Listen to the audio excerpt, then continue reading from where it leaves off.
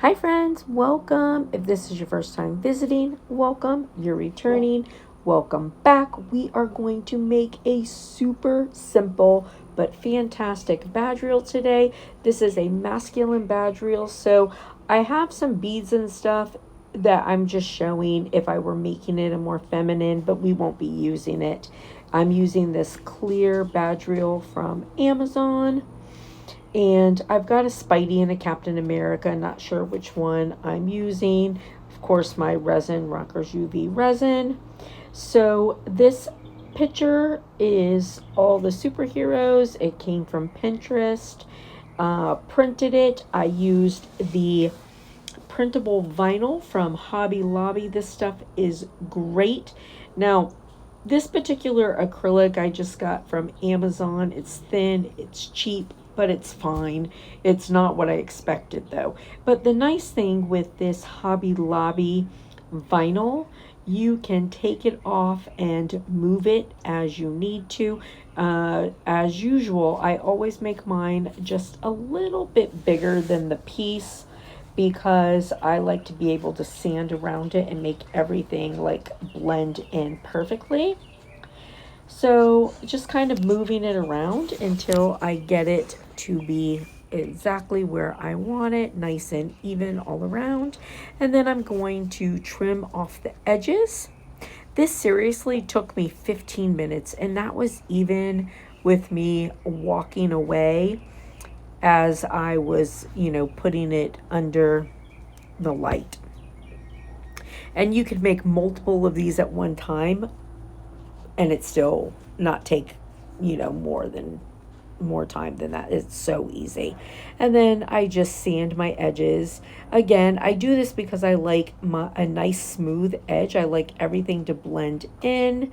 Nothing's going to lift. So even if I were sealing this with something other than UV resin, like a clear spray or something like that, it's going to stay in place. So because this is such thin acrylic, I'm just sitting it on top of something to put my UV resin on. Now I'm going to put a pretty good coat of UV resin on this first time because it's a masculine badge reel.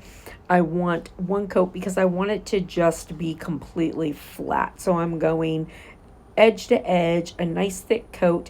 And also, if you notice, once you put that UV resin on, it really brings out the color in your picture. So that's super nice.